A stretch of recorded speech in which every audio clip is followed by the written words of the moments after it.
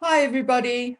So it's the weekend and the weather is lovely. It is overcast and cool, and we're on a lower level of load shedding for the weekend. Only for the weekend, mind you, but we'll take what we can get and be grateful. Okay, so I received a few very interesting and valid questions. But before we move on to that, I just want to say that I know Harry and Meghan have now received a bit of a reprieve until after the coronation to vacate and hand over the keys of Frogmore. In my very humble opinion, I still think either Harry on his own or Harry and Meghan will attend the coronation. I think this is giving them the excuse to do so. I think we are going to hear Harry say something like, yeah, they did not have the decency to apologize, but I was in town anyway to clear out Frogmore. So I thought, why not hop on over to the coronation and see what's happening? Something like that. Maybe I'm wrong and Harry will grow a pair and not go, and also hand his titles back. Just think, what would be better to get attention and the admiration of amid scabies and the sugar squad than to return your titles shortly before the coronation? Come on, Harry, I dare you. That will be the ultimate bold move. But sadly, and alas, I don't think that will happen. The has-been and his Instagram-loving bitch wife still need those titles. Anyway, back to your questions. First and foremost, will losing Frogmore affect Harry's visa and residency status in the United States? Well, yes, it should.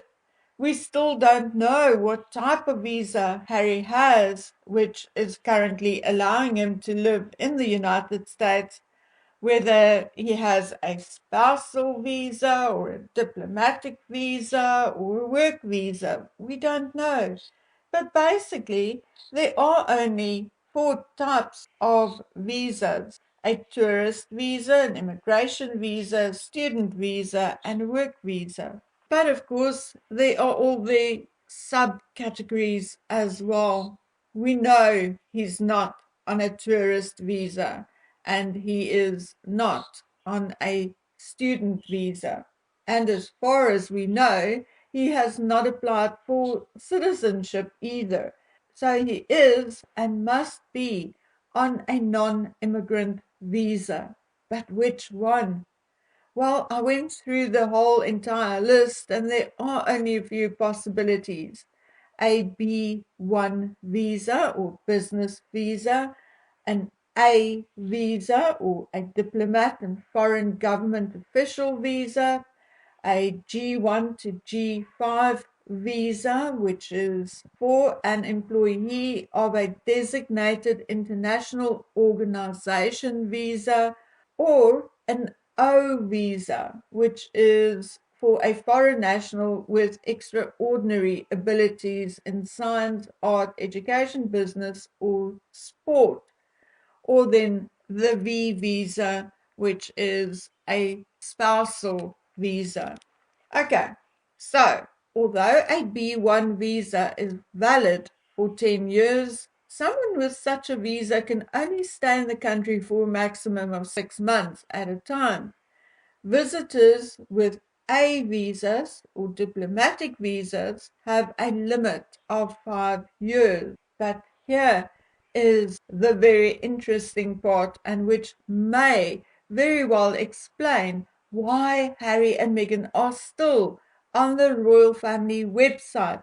Here is the official definition of a G type visa: permanent mission members of a recognized government to a designated international organization and their family. So, to be eligible, you have to be a representative of a government recognized by the United States or a member of an international organization. So, for as long as Harry is Prince Harry, Duke of Sussex, and on the royal family website, he is effectively a member of an international organization. And here is the clincher on a G visa. He can stay in the United States indefinitely and for as long as the Secretary of State continues to recognize his or her G status. Those related by blood, marriage, and or adoption can join the principal on his or her G1 status, and personal attendants and servants can join him or her in the United States on a G5 visa. There is also no requirement that someone on a G1 visa must have a foreign residence. Okay, now keep that in mind. There is only one limitation, and that is that the applicant can only perform those duties that are related to the international organization. So effectively, if Harry is on a G1 visa, he cannot work for Better Up and earn a salary from them. But hang on to your hats, ladies and gentlemen. There is indeed a loophole. The dependents of a G visa holder may work after receiving permission from the USCIS. So if Harry is not being paid in his personal capacity, but either his wife or one of the multiple companies are paid, then effectively all is well, and Harry himself is not directly receiving payment. And the rest of the time, Harry can just continue to talk about the royals and the monarchy, and he'll be all right and within the parameters of his G status. And remember, who is their bestest buddy? None other than Ashley Hale, Samantha's daughter, who is an immigration lawyer. I was told, however, that Harry is on an O visa due to his involvement with Invictus. And this is, of course, another possibility. The O1 visa may be valid for a period of 3 years and can be extended indefinitely on a year-to-year basis. The thing is that the O visa can include sport, like Harry's Invictus, but also work in the motion picture and television industry. So that may be why Harry and Meghan made an absolute beeline to sign contracts with the likes of Spotify and Netflix. So, in my very, very humble opinion, Harry is either on a G or O visa type. But here is the big but, and I'm quoting directly from the IRS website. The tax rules which define residency for tax purposes in a way that is very different from US immigration law. Okay? Keep that in mind, my dear friend. For tax purposes, there are two types of aliens, resident and non-resident alien. Resident aliens are taxed in the same manner as US citizens on their worldwide income, and non-resident aliens are taxed only on income which is derived from sources within the United States. Okay, so here is where having Frogmore makes the biggest difference. Without that domicile address in England, Harry will be taxed on all his income, even dividends earned on money invested for him in England, which may include inheritances and everything else. And although the fact that United States has a tax treaty will work in Harry's favor, it can also prove to be dangerous to him, because if he dares to withhold anything he earns in the United Kingdom, Uncle Sam's agents will find out purely by liaising with their counterparts in the United Kingdom. So yes, old Harry better start crossing his T's and dotting his I's when it comes to his taxes. You see, the IRS is very clear on this. And again, I quote from their website. Generally, wages earned by a non-resident while working in the United States are subject to United States taxation. However, for J1, which means non-resident aliens who receive compensation from a foreign employer, that income is exempt from United States taxation under Section 872B3 of the Internal Revenue Code. Okay, so what does that mean? That means while Harry was a non-resident alien, in other words, while he had a domicile in the United Kingdom, in other words, a British citizen with a domicile address, a fixed address in England, whatever he earned outside of the United States was indeed exempt from United States tax.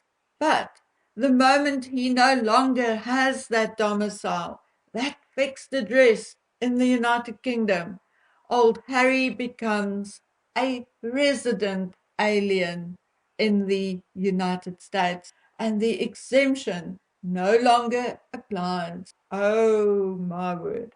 Now I'm going to tell you something else, but it comes with a warning, namely that I can't tell you whether it is 100% true, partially true, or not true at all. But remember Harry telling Oprah that his father cut him off, and if it wasn't for the money his mother left him, they would have been in trouble. Well, we know he lied and that Charles still paid him his stipend for the 2019-2020 book year, which amounted to £2.2 million, more or less, give or take a pound or two. However, I was told that that wasn't exactly the entire lie, and that Harry did not use his mummy's money to buy them a house or anything else. You see, and this part I actually know is true. When Harry turned 30, he inherited a trust of approximately, or it was originally, about £10 million from his late mother. However, as from the age of 25, William and Harry started receiving dividends on the money which had previously accumulated in the account. So when Harry finally turned 30, that inheritance was likely worth approximately somewhere between 14 and 20 million pounds.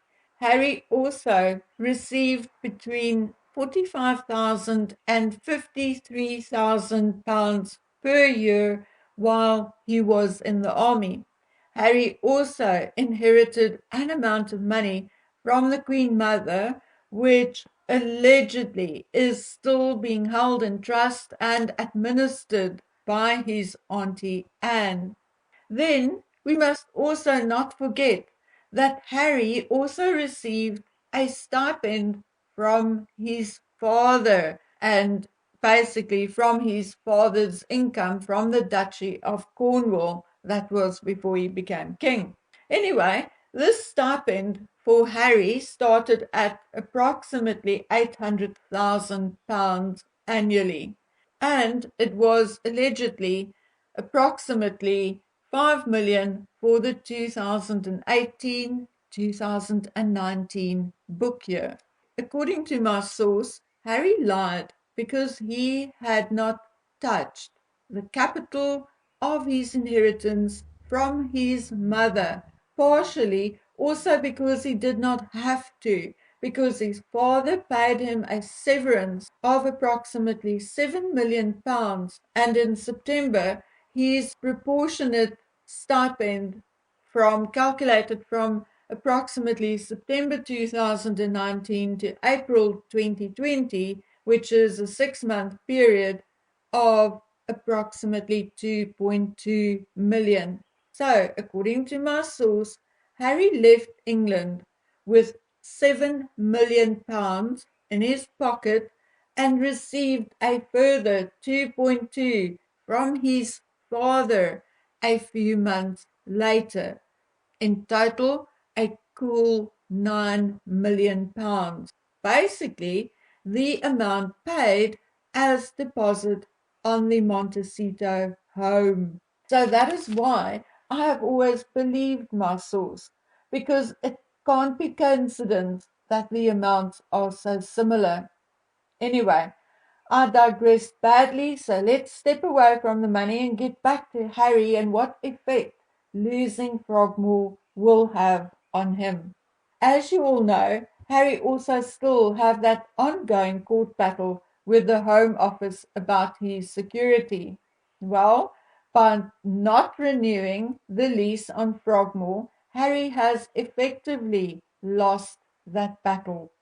I have not seen the statement, but according to a very trusted source, King Charles did issue a statement or send a letter stating and offering a short list of specific royal accommodations to Harry and Meghan when they wish to visit. And currently, that includes apartments and rooms in all the main royal residences. Now, you may ask, why is that so funny? Well, it's not only funny, it is brilliant, because what Charles is officially saying to them is that whenever you come to Britain and stay at one of these residences, you will automatically have Met security. So there's no need to fight Home Office for it or for additional security. But the moment you leave this royal enclave, sorry, my boy, you are on your own. So if you prefer to stay in Soho House with your missus, then it's not my or the British government's problem.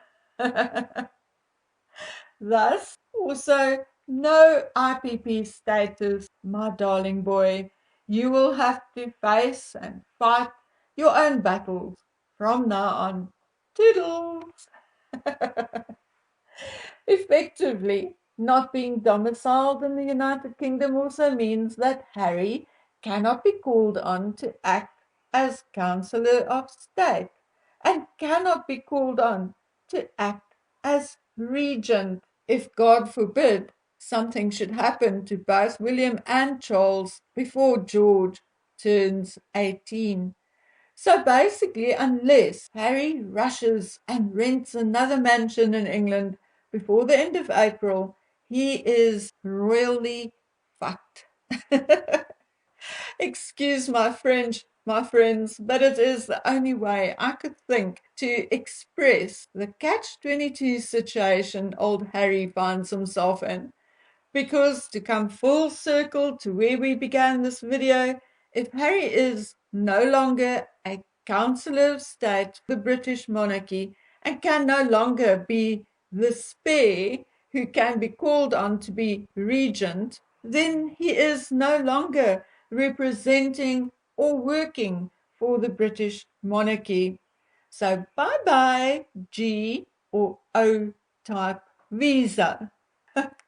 Oh my word, I can't help but laugh, but at the same time, there is a tiny, minute portion of me which feels just a little sorry for old Harry, because in his utter stupidity, he thought he could play chess with a master, and now he lost spectacularly.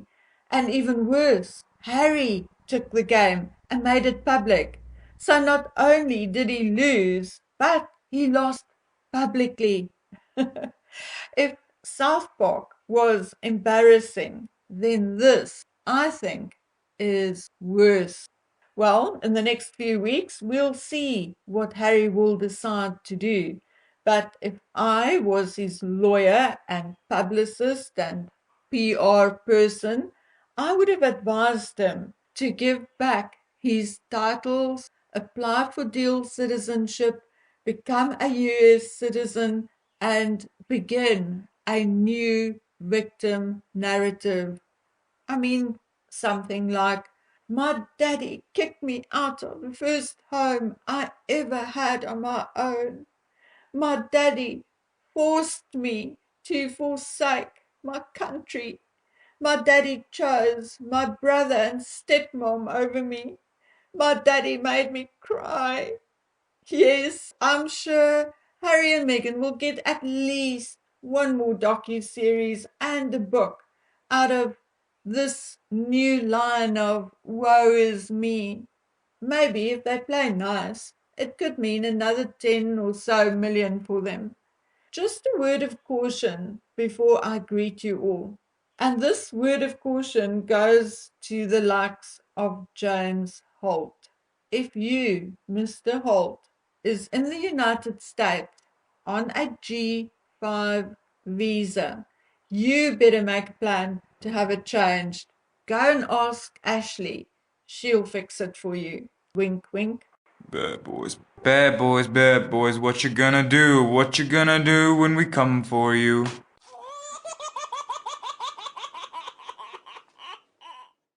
Anyway, guys, that's it from me for now. I'm hot on the trail of some salacious news. I'm just checking the details so I don't get sued. But if I don't see you tomorrow, then I'll see you on Wednesday. So until we meet again on the next video, please take good care of yourselves. Bye.